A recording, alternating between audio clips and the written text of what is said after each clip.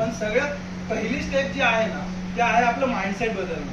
एका गोष्टीविषयी 10 लोक वेगवेगळा विचार करू शकतात, तर ते चांगलं असू शकतं, वाईट असू शकतं, पण आपला विचार काय आहे त्याच्याबद्दल, त्याच्याविषयी जेव्हा आपण स्ट्रॉंग राहायला लागतो ना तेव्हा त्या विद्येचं आपल्याला महत्व कळतं. आणि स्वप्न ही एक दिवस किंवा एक रात्र बघून नाही चालत.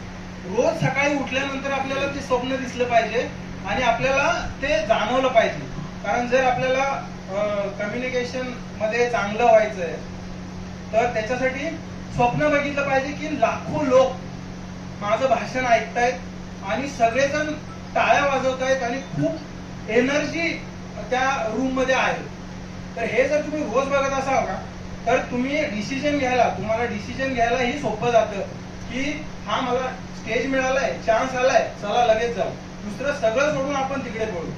तर स्वप्न आणि विद्या ह्या जर गोष्टींची जोड लागली ना तर माणूस आयुष्यामध्ये खूप गोष्टी अचीव्ह करू शकतो. एवढंच बोलतो. थँक्यू.